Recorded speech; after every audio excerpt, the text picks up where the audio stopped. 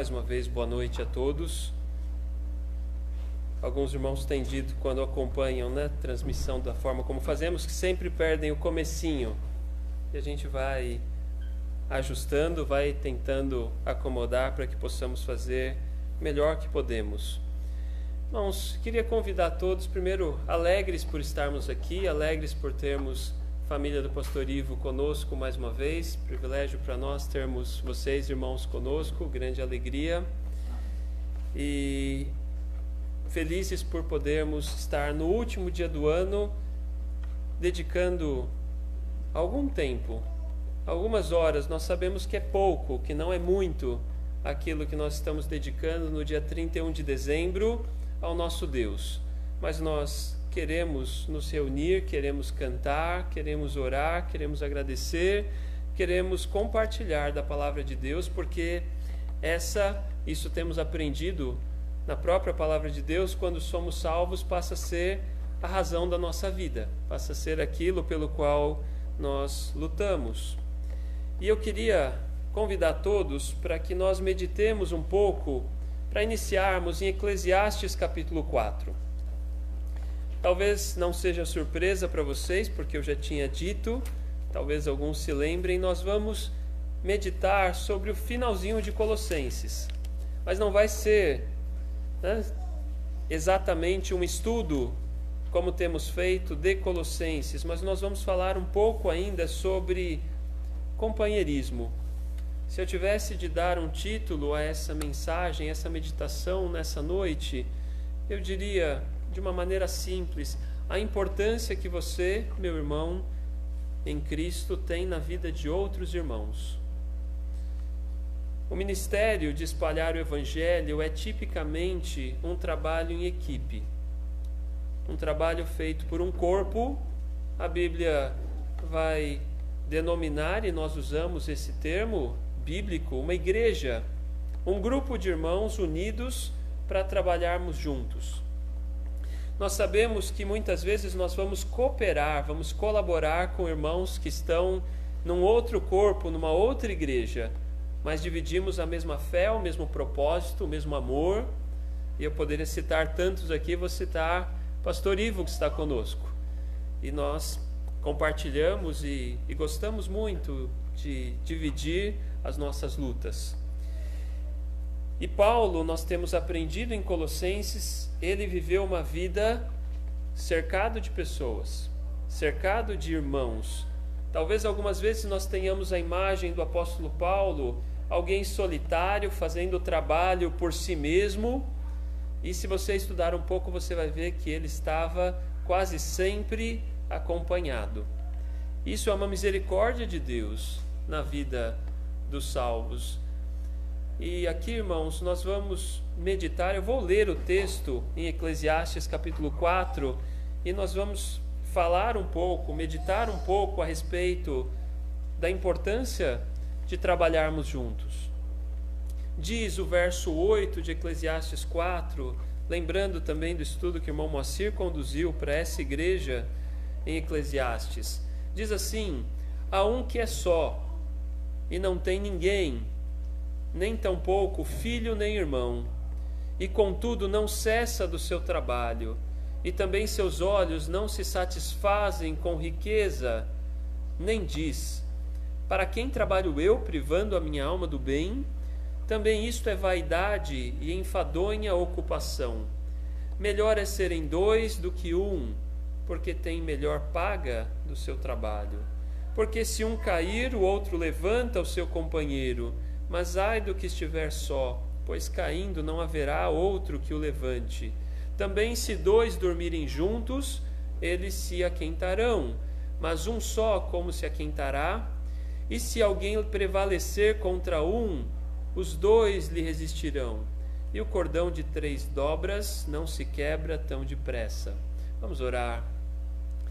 Nosso bondoso Deus, amado Pai, nós te louvamos, Senhor, por estarmos unidos e reunidos em Teu nome nessa noite, para mais uma vez, Senhor, abrirmos a Tua palavra, ensinados pelo Teu Santo Espírito. Por isso, suplicamos que Ele esteja dirigindo as nossas palavras, esteja trabalhando em nossos corações para que sejamos ensinados pela Tua Palavra e tão somente por aquilo que é a Tua Palavra. Pedimos por todos aqueles que nos ouvem, oramos por aqueles que não Te conhecem como Senhor e Salvador e porventura nos ouçam nessa noite, que também os seus corações sejam amolecidos, sejam trabalhados, possam compreender a grandeza da Tua tão grande salvação em Jesus Cristo. Nós louvamos o Teu nome, Senhor, e agradecemos no nome santo de Jesus. Amém. Normalmente, quando nós preparamos uma mensagem de final de ano, nós buscamos algo que, numa certa medida, tenha reflexão. É natural. Talvez seja como, o meu coração, se inclina, se ele procede. Nós buscamos, em alguma medida, falar de vitórias e derrotas, aprendizados, crescimento. Pensamos no próximo ano, planos, projetos. É sempre um culto, como o irmão Márcio conduziu aqui, com estímulo à gratidão, porque quando nós somos ingratos, nós pecamos. Então nós precisamos estimular uns aos outros a sermos gratos, e ser grato, temos ouvido, visto, falado, é nós darmos muito mais importância para aquilo que Deus tem bondosamente feito do que a imperfeição que está ao nosso redor, e isso aprendemos em Eclesiastes. Nós vivemos debaixo do sol num mundo cheio de imperfeições, e você pode focar nas imperfeições e talvez você não seja grato, ou você pode focar naquilo que Deus tem feito, e nós vamos ser gratos quando fazemos assim. Acima de tudo, nós buscamos uma mensagem num dia como esse, porque é mais uma oportunidade de apresentarmos o Evangelho, uma mensagem que nós poderíamos chamar de cristocêntrica, Cristo no centro.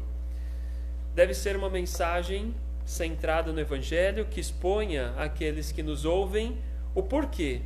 No dia 31 de dezembro, às 18h30, talvez, 18h40, nós estamos aqui reunidos no templo, dedicando essas últimas horas do nosso ano a Deus. E por que nós fazemos isso? Para que, vendo aquilo que nós fazemos, outras pessoas possam enxergar a Cristo e possam ser salvas. Possam enxergar que Cristo é a única fonte de vida e salvação. E por isso é tão urgente, tão importante, por isso nós não esperamos 2021, nós queremos fazer isso até o finalzinho de 2020, porque não tem nada melhor, porque nós não trocamos nada nesse mundo por aquilo que nós recebemos do nosso Deus. Pela fé que Ele, apresentando a Sua palavra para nós, através de Seus servos, através da Sua igreja, fez com que, como uma luz que ilumina num lugar escuro, ela iluminasse o nosso coração, o nosso entendimento para recebermos a salvação. E por isso nós precisamos sempre afirmar que essa fé, ela é a coisa mais importante da nossa vida e nós estamos dispostos a morrer por ela. E eu queria aproveitar para fazer uma distinção, porque talvez vocês, como eu, recebam perguntas a respeito da nossa fé. E é necessário separar o que é devoção de fanatismo. Então eu vou dar aqui uma definição que pode te ajudar. Essa definição é minha e se você não quiser usar, você pode jogar fora. Tem toda a liberdade. Fanatismo é tirar a vida daqueles que não têm a mesma fé que você. Devoção é dar a sua vida para que outros creiam no Evangelho. Muitas vezes as pessoas falam, mas outras religiões são capazes de morrer por causa da religião deles. Na verdade, eles são capazes de matar morrendo. E isso é fanatismo. O Evangelho, ele não tira a vida das pessoas que não creem da mesma forma. Por isso, qualquer movimento que você leia a respeito de homens que pegaram uma espada ou uma arma e foram contra outros por causa da sua fé, o que eu posso dizer não é a verdadeira fé. E isso inclui tudo o que o catolicismo fez na Idade Média, todas as cruzadas e tudo aquilo que foi feito em nome do cristianismo mas que na verdade era tirar a vida de outras pessoas que não criam da mesma forma. Você pode estudar sobre a Inquisição espanhola, eu tenho estudado bastante a respeito disso, e você vai ver que é fanatismo. É tirar a vida de outras pessoas que não creem como você. Devoção, aquilo que nós vamos ver através de Paulo, é dar a sua vida para que outros possam crer, não forçados, possam crer no verdadeiro Evangelho. E quando eu olhava um pouco das minhas anotações nos últimos anos, foi assim também. Nós falamos num ano sobre a importância de vivermos aquilo que, aos meus olhos, é o verso mais mal vivido na vida dos crentes dos nossos dias de hoje. Buscai primeiro o reino de Deus e a sua justiça, e todas as demais coisas vos serão acrescentadas. E como nós temos dificuldade e vemos dificuldade em nós mesmos de realmente buscar acima e primeiramente o reino de Deus. Porque buscar o reino de Deus é deixar de lado as nossas próprias opiniões, é não ficar preocupado com o que os outros estão fazendo, se estão fazendo mais ou menos do que eu, colocar referências, falar eu até estou bem porque aquela igreja ali não faz tanto e nós fazemos alguma coisa. Isso não é buscar primeiro o reino de Deus. Ano passado falamos em Gálatas 6:9 de não nos cansarmos de fazer o bem, e é também uma reflexão para nós, não nos cansarmos de fazer o bem. É um grande perigo para os cristãos de meia idade, porque a Bíblia fala que quando nós somos salvos, existe aquele primeiro amor, aquele desejo de mostrar para as pessoas aquilo que Deus nos deu. Mas o tempo vai passando e algumas vezes nós corremos o risco ou o perigo de aceitarmos um formalismo e a religião como mecanismo para fazer um bem superficial. Deixa de ser não nos cansarmos de fazer o bem e passa a ser eu vou fazer o bem para que ninguém me critique. E também isso não é algo que devemos aceitar. Precisamos ter fé de que nós ceifaremos se nós fizermos o bem com devoção. E o que é devoção, mais uma vez, não é fanatismo. Devoção é estar disposto a dar a sua própria vida, fazendo o bem, anunciando o Evangelho para que outros possam crer. E quando nós chegamos aqui em Eclesiastes capítulo 4, verso 8, naquilo que é uma introdução da nossa meditação nessa noite, nós temos o primeiro verso, o verso 8 que lemos, que ele não está falando aqui da obra de Deus, ele está falando do trabalho secular, ele está falando da vida dos homens nessa terra. E ele fala que tem homens que não percebem a loucura que é estarem sozinhos, verso 8, lutando para terem muitas coisas que eles sequer podem desfrutar, e no final eles vão morrer, e isso vai ficar sequer, em alguns casos, com um herdeiro. Isso é uma loucura. O verso 8, ele está enfatizando que não é bom estar só. Não é bom estar só nesse mundo. Não é bom estar só em nossa vida aqui debaixo do sol. E o verso 9 começa falando: melhor é serem dois do que um, porque tem melhor paga do seu trabalho. E aqui nós começamos a transitar de falarmos de coisas seculares e materiais. Irmãos, nós vamos usar esse texto para falar um pouco da nossa vida e da nossa obra em Cristo. É verdade dizer que mesmo no dia a dia, se você vai construir uma casa, é melhor ser dois do que um. Pode perguntar para os irmãos que já construíram, ou como é difícil fazer um trabalho sozinho.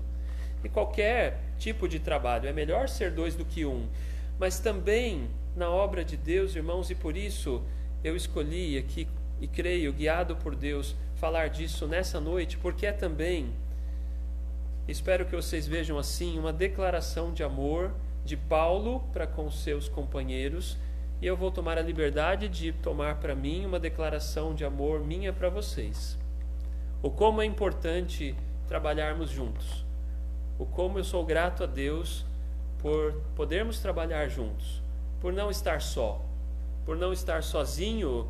E é verdade dizer que ao longo da história, Deus chamou alguns homens bastante solitários para realizar a obra de Deus. Mas, irmãos, você pode estudar a sua Bíblia e você vai ver que são casos talvez bastante específicos. Eu creio que não é o padrão, é uma exceção.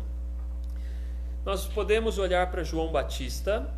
É verdade que ele foi um homem mais solitário. Elias também foi um homem mais solitário. Talvez você se lembre de Enoque e pense o quanto foi difícil viver na época de Enoque, antes do dilúvio, e talvez ele fosse bastante solitário. Ele andou com Deus e Deus o tomou para si. Esse homem não viu a morte, mas Deus o levou diretamente ao céu.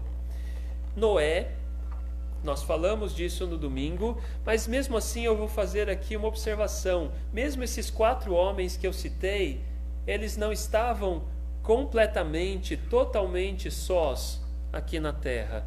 João Batista tinha seus discípulos que estavam com ele. Elias, numa determinada ocasião, achou que estivesse sozinho. Pegando um ganchinho do estudo do irmão Moacir, ele estava até meio em depressão em algum momento. E Deus disse para ele, não, você não está sozinho. Eu guardei milhares de pessoas, alguns poucos milhares, mas ainda são milhares de pessoas que me servem, que não dobraram seus joelhos a Baal. Enoque, ele tinha a sua descendência, porque cremos que ele vai ser ali o pai de uma família que vai chegar em Noé, e Noé tinha seus filhos, que também tinham a mesma fé que ele. Então, irmãos, esses homens não estavam totalmente sós. Mas é verdade dizer que talvez nós vamos ver alguns irmãos e ver chamados para algumas pessoas que vão caminhar, vou chamar aqui de uma exceção, bastante sozinhos, mas não é o padrão. O padrão é nós estarmos como igreja, como corpo, trabalhando. Esse é o padrão que Deus estabeleceu para o cristianismo, para a igreja. E uma igreja verdadeira, ela trabalha unida, de uma maneira tão próxima, que em muitos casos, nas Escrituras, nós vamos encontrar Deus usando a figura de um corpo, porque não tem nada mais perto do que a minha mão, do que o meu braço. É um corpo, nós estamos, assim, unidos como corpo, para trabalharmos juntos. E ainda, repito mais uma vez, nós vamos encontrar um padrão na igreja primitiva, na igreja neotestamentária, onde diversas igrejas, esses irmãos se preocupavam uns com os outros. Eles eram cooperadores, ainda que eles não estivessem unidos num corpo local. Os irmãos, nós vamos ver, de Colossenses, eles conheciam os irmãos de Éfeso e eles interagiam entre si e se ajudavam. E Paulo sempre trabalhou, você pode usar o termo que quiser, para expressar um trabalho de equipe, um trabalho de um grupo. E a Bíblia é repleta de exemplos disso. E quando nós lemos aqui no verso 10, porque se um cair, o outro levanta o seu companheiro, mas ai do que estiver só, pois caindo não haverá outro que o levante, isso serve para nós valorizarmos, irmãos, para aprendermos como casais a importância de estarmos juntos, o quanto devemos ser gratos a Deus por nossas esposas e nossas esposas por nós, cheios de falhas, cheios de imperfeições. Mas lembra do que eu falei no começo, foca mais naquilo que é misericórdia de Deus no teu marido e não nas imperfeições. Não presta tanta atenção nas imperfeições e vice-versa, mas naquilo que Deus bondosamente nos deu, e muitas vezes muito além daquilo que merecemos, para não dizer sempre, sempre além daquilo que merecemos. E nós vemos que um ajuda o outro, quando um cai, o outro levanta. Verso 11 fala de uma figura que talvez nós não consigamos compreender nos nossos dias. É muito difícil compreender o que é dormir 2 juntos para se aquecer, porque na maior parte dos casos nós temos conforto de podermos nos aquecer sozinhos nas nossas casas. Mas a realidade dessa época era outra, e muitas vezes estar sozinho numa noite era difícil. E o verso 12 fala do como é bom você não se sentir só quando existe perigo, quando você tem uma situação de perigo e você olha para o lado e não tem mais ninguém. Enquanto talvez se você estiver num grupo, você se protege, ou o grupo se protege. E eu não quero cansar os irmãos nessa noite, não quero que façamos um estudo tão histórico como fizemos de Colossenses, mas a gente vai ali falar de 3 irmãos nessa noite, companheiros de Paulo. E nós vamos lá em Colossenses capítulo 4. Eu espero que você não se canse, né, porque a gente tem estudado Colossenses já há muitos meses, estamos aqui no finzinho, mas que você aprecie, deguste mesmo, né? Assim, aquela coisa de provar e apreciar características de 3 irmãos que vamos falar aqui nessa noite, que demonstram companheirismo, que demonstram como podemos ser usados por Deus na vida de outros irmãos. Como eu, só resgatando rápido aqui, quando falamos de Colossenses, vocês têm visto, falo talvez aqueles que não tenham acompanhado o nosso estudo, Paulo estava preso, ele recebeu notícias por um irmão chamado Epáfras de que a igreja ali era atacada por falsa doutrina. Imediatamente Paulo vai se sentar ali em Roma, na cadeia, e vai escrever algumas cartas e vai enviar através de um irmão chamado Tíquico e através de um irmão chamado Onésimo essas cartas para chegarem em Colossenses, aos Colossenses, assim como escreveu a Filemão e escreveu aos Efésios e possivelmente a outros irmãos como os Laodicenses naquela região. E quando ele chega no final aqui, a partir do verso 7, ele começa a citar os cooperadores dele. E é tão gostoso ver Paulo citando outros irmãos, porque Paulo ele não tinha nenhuma vaidade de querer ser mais do que os outros.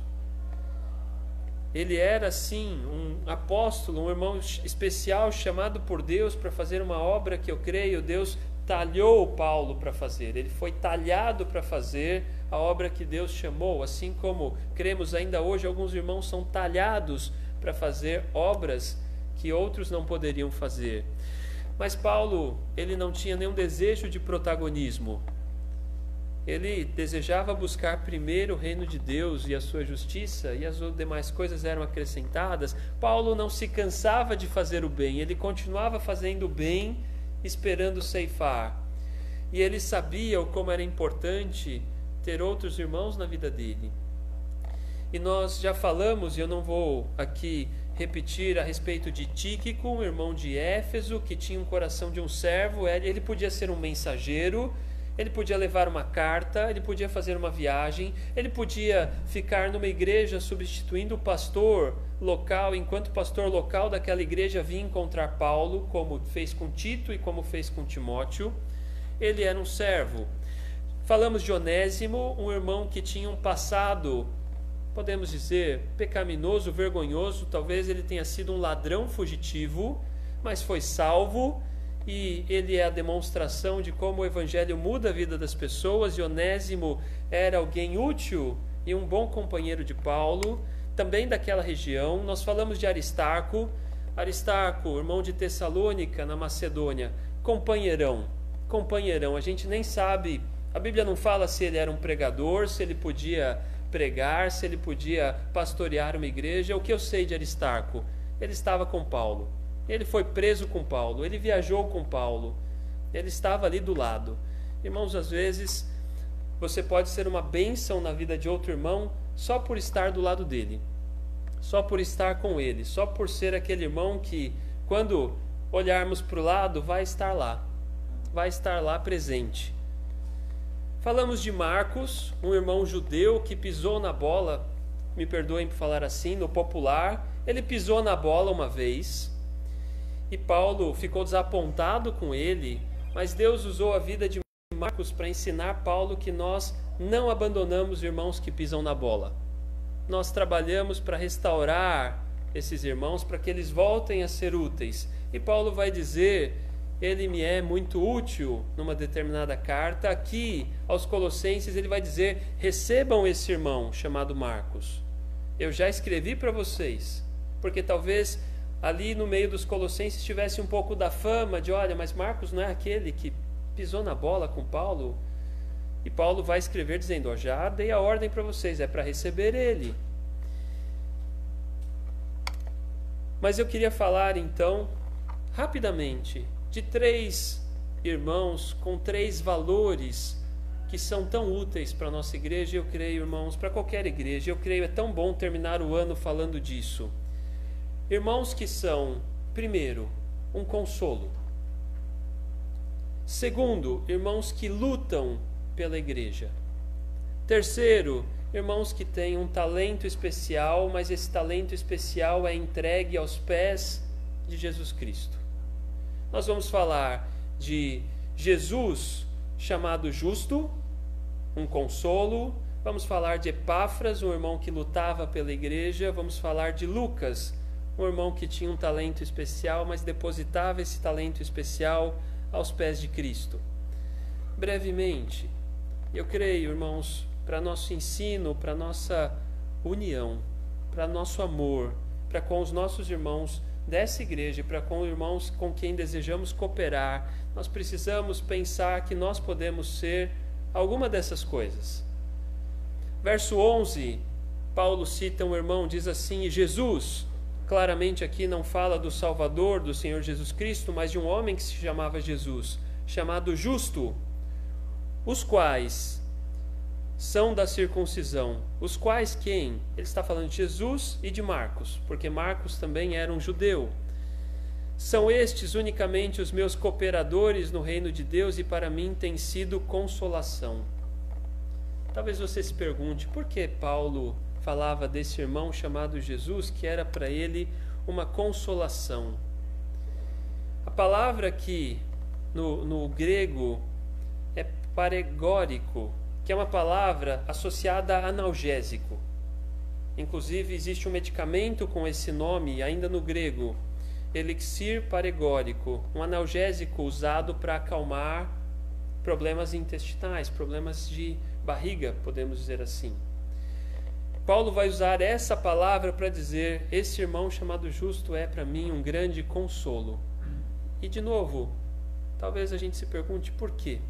Irmãos, não menospreze o fato de que muitas vezes você pode estar perto de um irmão e ser um consolo para ele. Ser alguém que está ali e que em algum aspecto está fazendo muito bem para outro irmão. Vou dizer para mim, para a minha vida, alguns irmãos, eu poderia dizer todos, mas alguns são consolo para mim. Me ajudam, me acalmam. Eu vejo muitas vezes o esforço de alguns irmãos, o progresso na vida de alguns irmãos, e isso me acalma, me consola. Nós ouvimos aqui sobre gratidão, nós ficamos felizes, ouvimos o irmão Valfran falando da chegada da Sara esse ano e de como nós nos alegramos com isso. É consolo para nós, é alegria para nós. Por que nós cremos? Paulo citava Jesus, chamado Justo, e Marcos como cooperadores e como consolo para ele.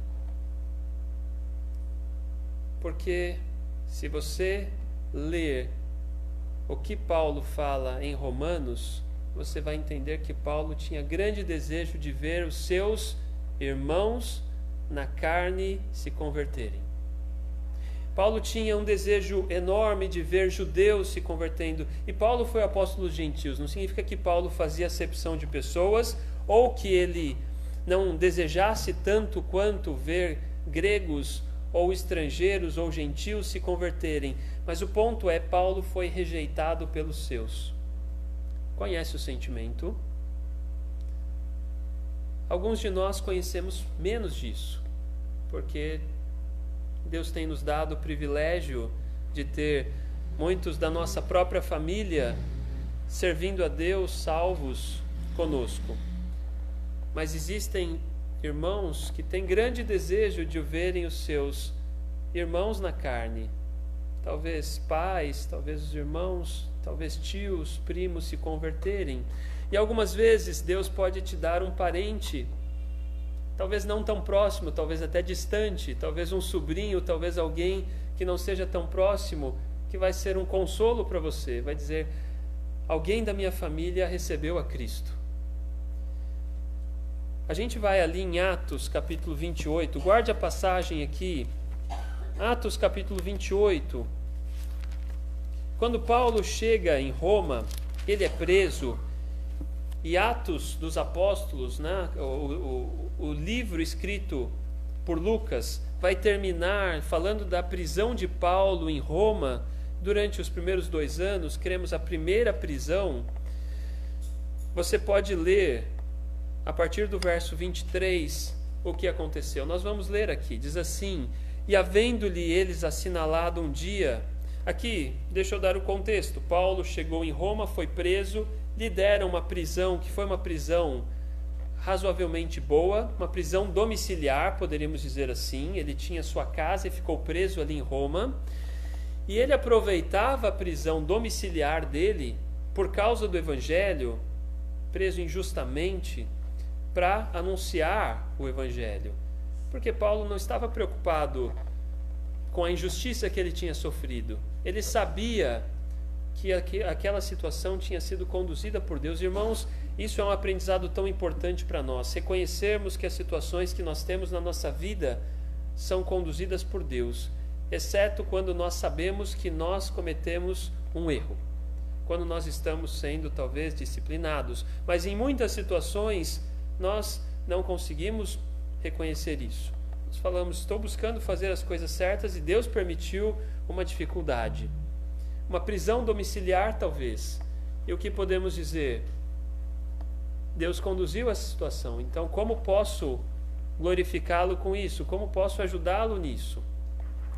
E aqui no verso 23, Paulo vai usar essa ocasião para pregar o Evangelho. E leia aqui comigo o que a história diz. E havendo-lhe eles assinalado um dia, muitos foram ter com ele a pousada, a casa, a prisão dele, aos quais declarava com bom testemunho o reino de Deus, e procurava persuadi-los à fé em Jesus, tanto pela lei de Moisés como pelos profetas, desde a manhã até a tarde. E alguns criam no que se dizia, mas outros não criam.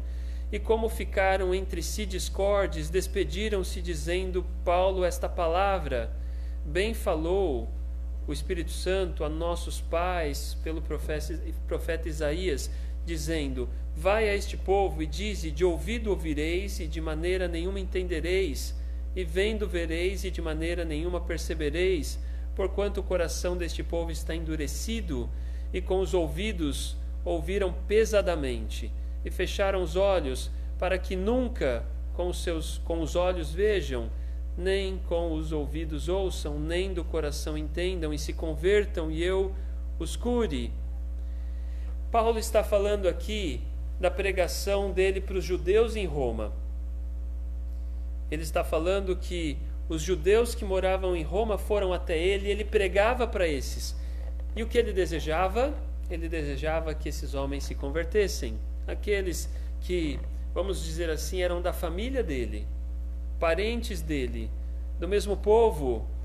E ele pregava, e note, para esses, ele pregava usando muito a lei de Moisés e os profetas. E nós sabemos disso, irmãos. Quando vamos pregar, por exemplo, a um judeu, devemos buscar usar o que Moisés falou apontando para Cristo, o que Isaías falou apontando para Cristo. E Paulo fazia assim. E alguns criam, outros não. A grande maioria rejeitou. E Paulo vai dizer: rejeitam porque ouvem com o coração endurecido. E talvez eu possa perguntar se alguém hoje, nessa noite, ouve com o coração endurecido, pesadamente, torcendo para acabar logo a mensagem, fechando os olhos, tapando os ouvidos, porque quando ouvimos assim, nós estamos impedindo a ação de Deus. É o que o verso 27 diz. O verso 27 diz: um coração endurecido, ouvindo pesadamente, fechando os olhos, os ouvidos, para não entenderem. o Evangelho. E o verso 28, seja-vos, pois, notório que esta salvação de Deus é enviada aos gentios e eles a ouvirão. Então Paulo, no ministério dele, via muito mais pessoas que não eram da família dele se converterem do que da própria família. Muitos creem que Jesus, o justo, foi um desses que ali em Roma ouviu o Evangelho, creu, ficou com Paulo. E note, ele não precisava fazer mais nada. Só o fato dele estar ali significava que ele era grande consolo para Paulo. Irmãos, trabalhemos para sermos uns para os outros consolo. Muitas vezes o consolo é só estar perto. É termos amor pelos irmãos, demonstrarmos esse amor, estarmos juntos, porque muitas vezes isso tem sido uma realidade, foi na vida de Paulo, eu creio, na nossa vida. Os nossos laços em Cristo, eles são eternos. Os laços de sangue não são eternos, mas os laços em Cristo são. E nós temos que agradecer a Deus por nossa família quando é salva, lutar por eles quando não são, e sermos uns para com os outros consolo. Ainda lá em Colossenses, caminhando para a parte final, segundo, vou chamar aqui de tipo de irmão, segundo tipo, característica de um irmão tão importante para ser um companheiro. Epáfras, verso 12 e 13. Saúda-vos, Epáfras, que é dos vossos, servo de Cristo, combatendo sempre por vós em orações. Irmãos, falamos disso já, eu não quero ser repetitivo, mas eu quero enfatizar o como é importante irmãos que lutam pela igreja. Lutam pela igreja. E como nós começamos a lutar pela igreja? Nós começamos a lutar pela igreja em oração. Esse é o começo de tudo. Quando nós não lutamos pela igreja em oração, nós não vamos lutar em outras áreas. É o que diz, resgatando rápido aquilo que já vimos, lá no verso 2 do capítulo 4. Perseverai em oração, velando nela com ação de graças, orando também juntamente por nós, para que Deus nos abra a porta da palavra, a fim de falarmos do mistério de Cristo, pelo qual estou também preso, para que manifeste como me convém falar. Paulo estimulava os irmãos dos Colossenses, os irmãos daquela igreja, a terem um ministério público, e ele dizia, para que vocês tenham um ministério público, tudo começa com oração perseverante. E aqui no verso 12 ele vai dizer, e tem um grande exemplo. Tem um irmão que é um grande exemplo para vocês, porque ele é dessa igreja aí. Esse irmão se chama Epáfras. Ele luta tanto por essa igreja, que quando ele viu a falsa doutrina vindo, ele fez uma viagem que não estava provavelmente planejada, e correu até Paulo para pedir ajuda, pedir um conselho. E Paulo se senta, escreve uma carta, e possivelmente diz a Epáfras, fica aqui um pouco mais comigo, Tíquico pode levar a carta lá. E Tíquico e Onésimo vão até lá. Irmãos, é de grande importância, e nós nos ajudamos quando nós lutamos pela obra de Deus. Epáfras, ele lutava e começava lutando pela oração. A palavra aqui, combater, se você ver na sua Bíblia, combatendo, é a mesma palavra que em alguns lugares pode ser traduzida como agonizando ou como lutando. É a mesma palavra no grego usada para quando Jesus estava prestes a ser crucificado e ele agonizava no Getsemane. E ele orava e o suor dele se tornou em grandes gotas de sangue. É a mesma palavra, lutar, exige vigor, exige perseverança. E Epáfras tinha isso, ele combatia, ele sofria pela igreja. Irmãos, nossa igreja não pode ser qualquer coisa para nós. Tem que ser da mais alta importância. Alguns irmãos, eles vão fazer isso não por uma igreja, por várias igrejas. Isso é bíblico. E Epáfras, ele vai combater sempre por esses irmãos em orações, vírgula, para quê? Para que eles tenham boa saúde? Eu creio que sim, eu creio que Epáfras orava pelos irmãos para que tivessem boa saúde, para que os negócios deles fossem bem. Não teria nada de errado em Epáfras orar por isso. Mas a oração de Epáfras era para que eles se conservassem firmes. Por quê? Porque ele estava tão preocupado com a falsa doutrina que tirava Cristo do centro e que chegava àquela igreja uma doutrina que dizia: você não pode ser salvo somente por Cristo, você precisa também guardar algumas outras coisas, a filosofia e tudo que já vimos, ou o culto aos anjos, coisas agnósticas, quase misturando com magia, misturando com coisas sobrenaturais, como se vê muitas vezes hoje no mundo pentecostal. E Epáfras estava tão preocupado com a firmeza deles que foi lá e Paulo escreveu, e o coração dessa carta, você, como eu, espero que você tenha aprendido, como eu aprendi, Cristo é tudo, nós somos completos em Cristo. Colossenses 2:10, né? Se a gente quiser guardar um verso que resuma a carta aos Colossenses, você poderia ter esse verso. Não é possível resumir num único, mas eu diria, se você quer um resumo bem resumidinho do que é a carta aos Colossenses: Cristo é Deus, verso 9 e 10, porque nele habita corporalmente toda a plenitude da divindade. Cristo é Deus, estáis perfeitos nele. Você não precisa de mais nada, não tem nada mais que você precise. Ele é a cabeça de todo principado e potestade, todo poder. Ele é a cabeça, ele é a autoridade, não precisa de mais nada além dele. E esse ensino também precisa permear o nosso culto nessa noite. Cristo no centro, Cristo suficiente para salvar, não precisamos de mais nada além de Cristo. Vamos falar disso daqui poucos minutinhos, no final da nossa mensagem. O que Epáfras então fazia? Ele combatia em oração para que a igreja permanecesse firme, perfeita e executando, consumados em toda a vontade de Deus, executando a vontade de Deus. Irmãos, grande valor tem os irmãos que oram.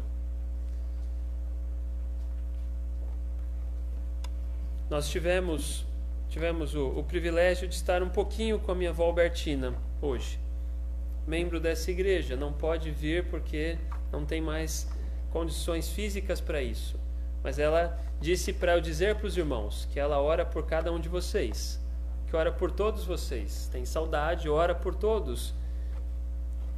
É de grande utilidade para a igreja, é de grande refrigério para nós que estamos trabalhando talvez na linha de frente, saber que irmãos estão orando. E Paulo diz no verso 13: pois eu lhe dou testemunho de que tem grande zelo por vós. E Epáfras era um irmão tão maduro que ele não restringia a uma igreja só. E pelos que estão em Laodiceia e pelos que estão em Herápolis, igrejas que eram próximas ali, irmãos que se conheciam, que interagiam, e Epáfras fazia isso. Irmãos, nós devemos trabalhar para que os irmãos da nossa igreja e daqueles com quem pudermos cooperar sejam firmes, perfeitos e consumados.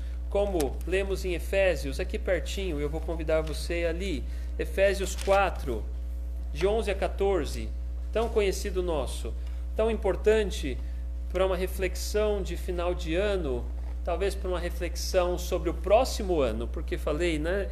É quase impossível fazermos uma meditação no dia 31 de dezembro sem pensarmos um pouco no que queremos, o que colocamos diante de Deus para o próximo ano.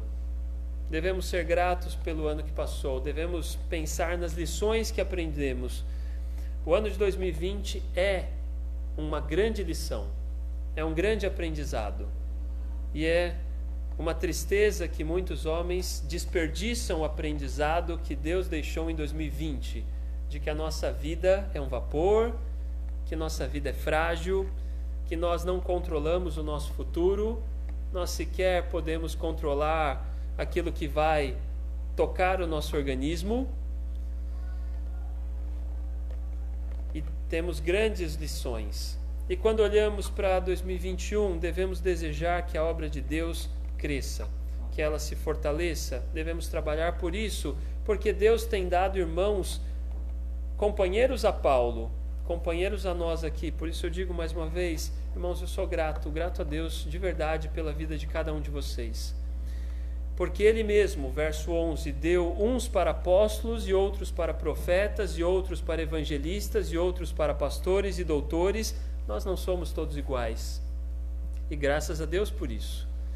Querendo o aperfeiçoamento dos santos para a obra do ministério, para a edificação do corpo de Cristo, até que todos cheguemos à unidade da fé e ao conhecimento do Filho de Deus, a homem perfeito, à medida da estatura completa de Cristo, para que não sejamos mais meninos inconstantes, levados em roda por todo o vento de doutrina, pelo engano dos homens, que com astúcia enganam fraudulosamente.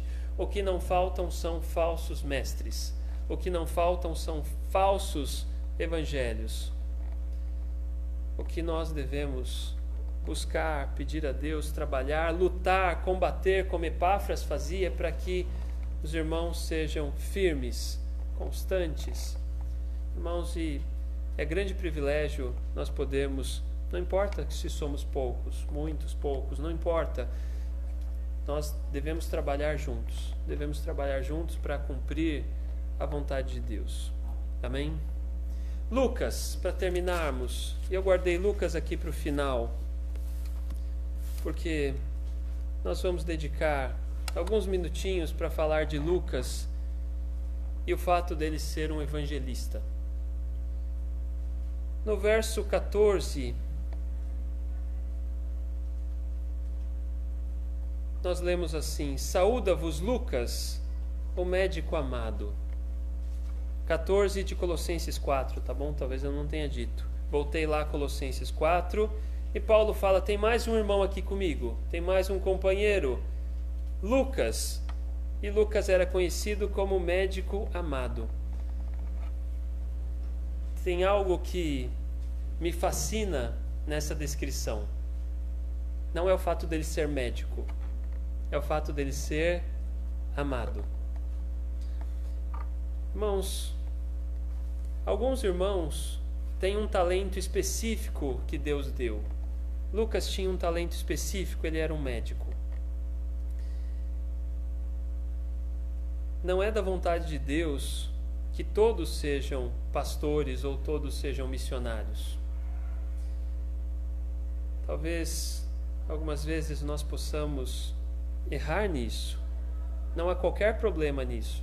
Nós pedimos a Deus, nós desejamos que Deus traga para a sua igreja, para o seu povo, uma diversidade do jeito certo, não do jeito que o mundo fala, distorcido, tentando classificar o pecado como diversidade, mas do jeito como Deus, assim, fala que a igreja deve ter diversidade de dons. Pessoas diferentes, pessoas com cultura, com história, com situações diferentes, que foram unidas pela mesma fé para trabalharem juntas, e que algumas delas, ou muitas delas, tenham talentos específicos, mas esses talentos específicos sejam colocados aos pés de Cristo. Lucas era um homem assim. Deus usou quem ele era com os talentos que ele tinha.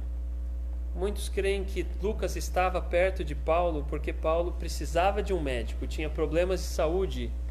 E você pode imaginar o que era ter um irmão que se dispõe e fala: Paulo, eu estou vendo que você precisa de um médico, eu vou com você, eu vou ficar com você. E Lucas estava com Paulo lá em Roma. Aliás, Lucas viajou com Paulo. Irmãos, é algo belo. Falamos de Aristarco. Aristarco era um companheirão. Não sei que talento ele tinha, nem sei se ele era um bom pregador. Aristarco, ele estava sempre do lado de Paulo. Lucas Ao contrário, nós sabemos de muitos talentos dele. Nós sabemos que ele era um médico, nós sabemos que ele era um excelente escritor, porque ele escreveu 2 livros do Novo Testamento, Lucas e Atos. Nós sabemos, pelo simples fato dele ter escrito esses livros, que ele poderia ser um bom professor, um bom pregador, um estudioso. Aristarco, nós não sabemos nada, mas esses 2 irmãos, Aristarco e Lucas, eles se dispuseram a viajar com Paulo numa viagem perigosíssima para não deixar Paulo sozinho. Lucas, talvez sendo um médico, falou: eu vou com ele, vou cuidar da saúde dele. Nós podemos, e creio temos, irmãos com talentos especiais nessa igreja. Irmãos que têm alguma formação, alguma coisa que Deus concedeu a você, algum conhecimento. Alguns irmãos sequer têm o conhecimento que vem da experiência da sua vida. Nós podemos, temos feito algumas coisas, temos obra ali em cima, que tem irmãos que acompanham aqui e têm dedicado e mostrado algo que Deus lhes deu. Paulo precisava, muito provavelmente, de um médico por perto, mas ele exercia o talento dele de uma maneira amável. Irmãos, e é isso que eu tenho a dizer a vocês. Exerça o talento que Deus deu a vocês de uma maneira amável. Porque o que precisa estar na ênfase não é o talento, é o amor. É o amor com o qual fazemos. E Lucas era assim. Ele foi também um evangelista. E ele falou a respeito do Senhor Jesus, e nós vamos terminar nessa noite falando do que Lucas se dedicou a fazer na vida dele. Falamos desses 3 irmãos.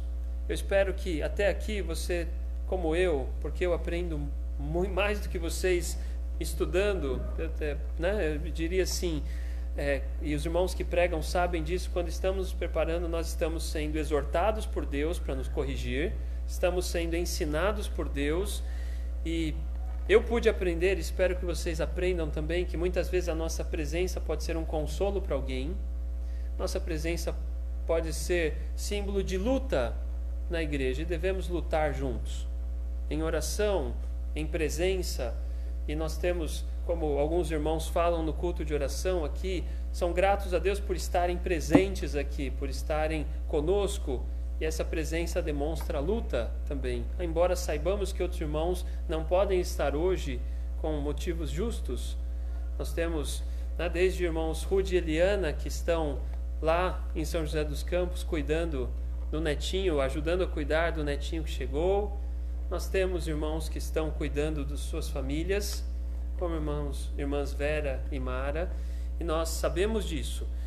Importante, quando pudermos, sempre que pudermos, nós estarmos presentes, e Lucas era um irmão presente, como Epáfras era presente, como Jesus, chamado Justo também.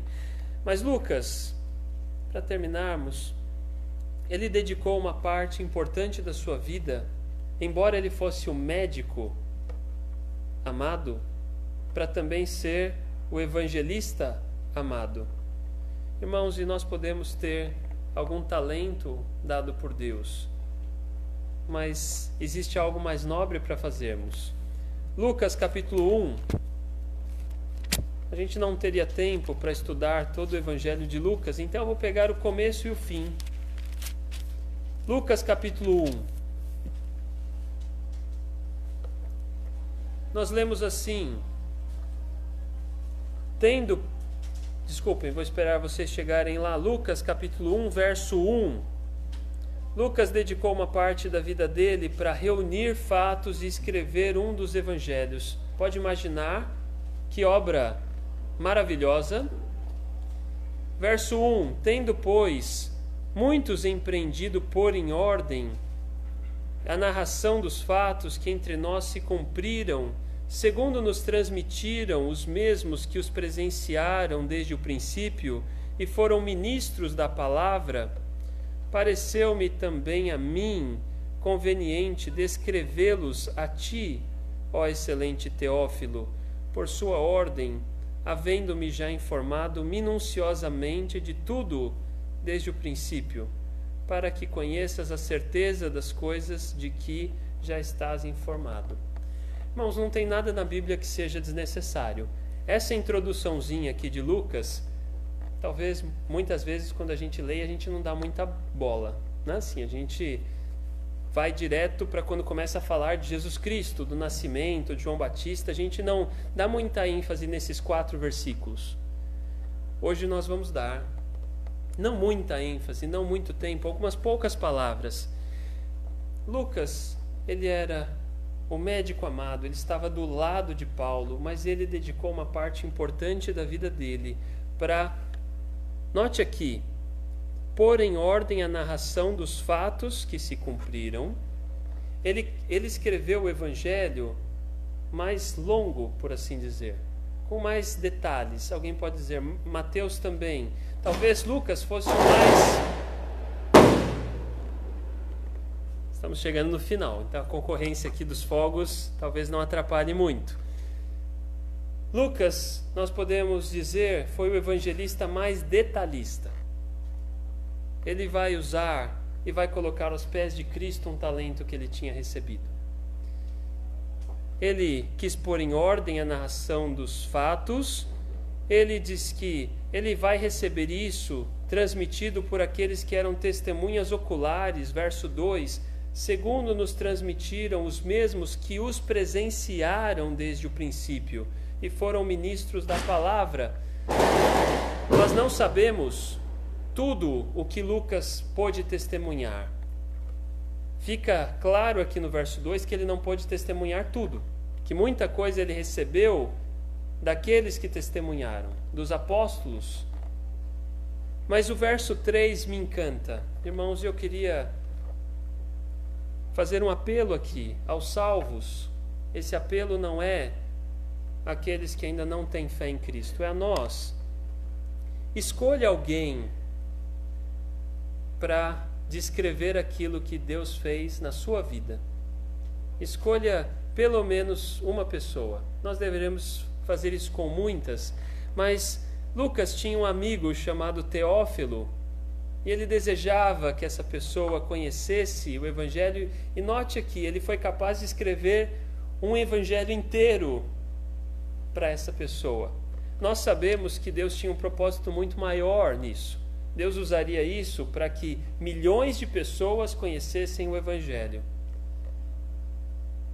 Mas nós não sabemos o que Lucas conhecia desse propósito de Deus. Lendo o verso 3, nós sabemos que ele quis escrever a esse amigo chamado Teófilo, havendo ele minuciosamente se informado, escrito tudo desde o princípio, para que ele tivesse certeza. Irmãos, Lucas era o médico amado, porque ele amava. E o amor dele se traduz aqui por esse homem chamado Teófilo, por quem ele trabalhou e escreveu e preparou e orou e buscou informação. Ele, como pregador, fez tudo aquilo que podia para que esse homem conhecesse o Evangelho. Algo que eu já repeti talvez 2, 3 vezes. Peço, que os irmãos tolerem a minha repetição algumas vezes. Vou me dirigir aos pregadores. Uma frase de Spurgeon: nós devemos nos preparar como se tudo dependesse de nós e pregar como se, ou sabendo que tudo depende de Deus, não depende de nós. Ele vai descrever o nascimento de Jesus Cristo, o Filho de Deus encarnado, vai descrever as obras de Jesus Cristo, e nós vamos encerrar agora fazendo um apelo não aos salvos, nós vamos fazer um apelo àqueles que talvez nos ouçam, talvez entre nós. E por que fazemos isso no dia 31 de dezembro? Porque cremos, temos convicção, temos certeza de que crer em Cristo é urgente. Crer em Cristo não pode esperar 2021 sequer. Alguém pode dizer, mas 2021 está aí, começa a ouvir os fogos. Não pode ser tão urgente assim. Nós vamos dizer, é urgente. Por isso nós vamos terminar 2020 dizendo: creia em Cristo ainda este ano. Creia em Cristo rapidamente. Lucas, o médico amado, escreveu um evangelho que descreve, assim como outros 3 homens, Mateus, Marcos e João, a vinda de Jesus Cristo a esse mundo, o próprio Deus tomando uma forma de homem, um corpo humano gerado de uma maneira miraculosa, crescendo como um homem, sendo perfeitamente homem, 100% homem, sem pecado, cumprindo toda a lei, demonstrando a sua graça só possível para o Filho de Deus, com todo o poder e toda a autoridade sobre todas as coisas. Ainda que outros homens, seus discípulos, tenham feito alguns milagres, não são comparáveis àquilo que Jesus Cristo fez. Acima de tudo, Jesus Cristo morreu numa cruz. Morreu numa cruz como estava determinado. Alguns pensam que a morte de Cristo foi um acidente da história. E nós vamos lá, em Lucas 24, como Lucas termina o evangelho escrito por ele, o médico amado. E nós vamos terminar nessa noite com as palavras de Lucas, com a descrição de Lucas a respeito da história de Jesus. Para quê? Para que ouvindo você possa crer e crendo seja salvo, porque é isso que a Bíblia ensina. A Bíblia ensina de uma maneira simples, que nenhum mérito, nenhuma obra, nada do que nós somos pode fazer com que nós sejamos salvos. Nenhuma igreja, nenhum sacramento, nenhuma ordenança, nenhuma bondade, nenhum sofrimento, nada que outras pessoas possam fazer, nenhum outro nome, tão somente Jesus Cristo, Senhor. E o verso 44 de Lucas 24, Lucas descreve o que Jesus disse aos seus discípulos quando ressuscitou. Porque a ressurreição de Cristo é a maior evidência, a maior prova do seu poder, da sua divindade.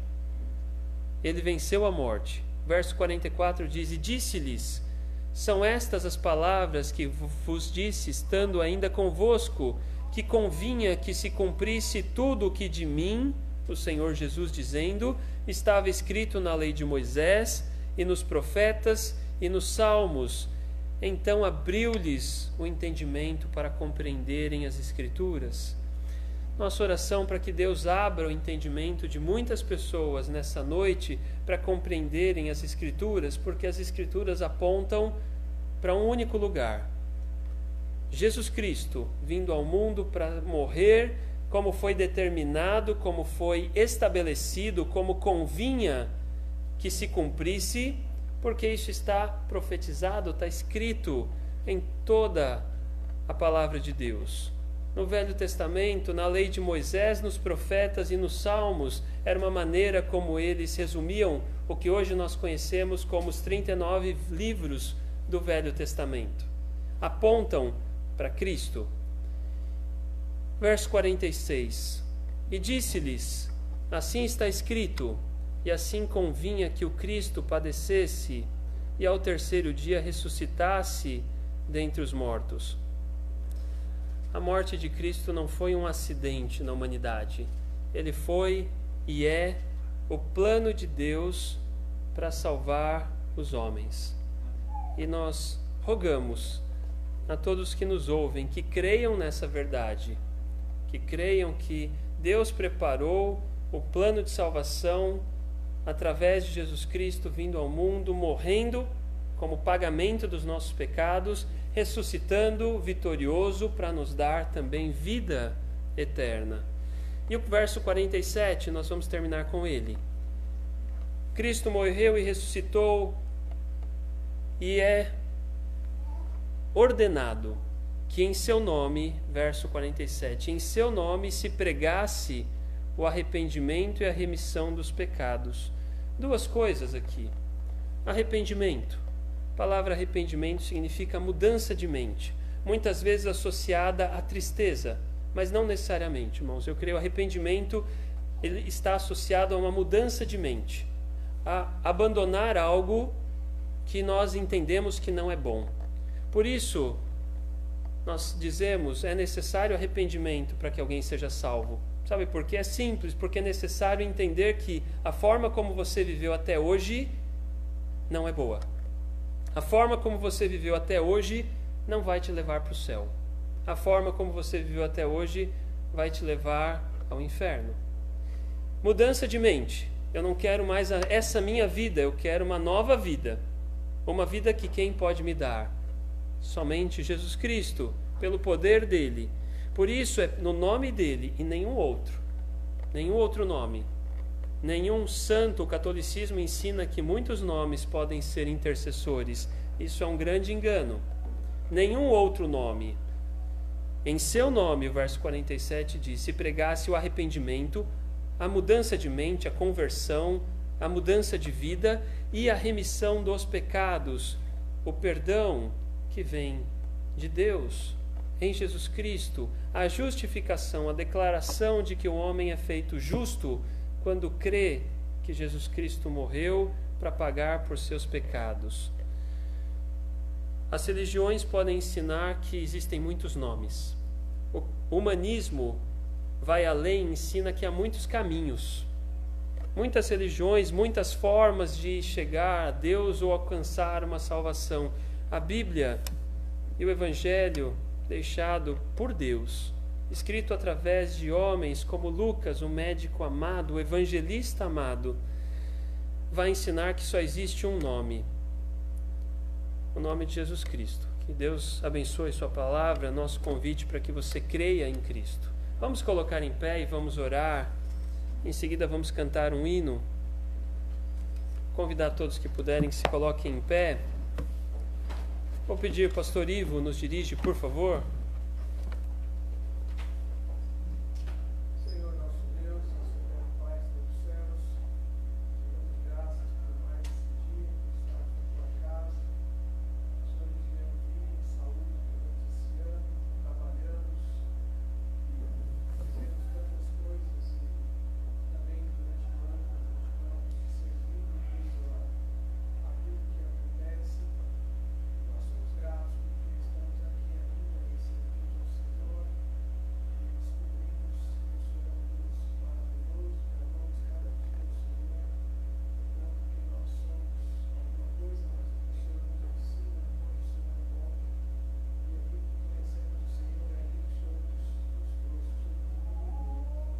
Somos muito gratos pela sua vontade de nos levar até os teus pés, de nos ajudar nas nossas vidas, nas nossas lutas, se interessando por cada um de nós, um Deus que interage na nossa vida, nas nossas lutas, dificuldades. O Senhor conhece as nossas fraquezas, o Senhor conhece as nossas imperfeições, e o Senhor nos ama muito assim. O Senhor nos ajude a amar também o Senhor, não nunca nos amar, Senhor, como o Senhor merece, como deve ser amado, mas cada dia nós vamos crescer na graça de Cristo, a cada dia conhecemos mais o Senhor e nos amamos mais. O Senhor abençoe essa igreja, esse culto dela e tudo que é feito aqui, Senhor, para a honra e glória. Nós somos gratos por tudo, em nome do nosso Senhor Jesus Cristo. Amém. Amém. Vamos cantar o hino de número 294.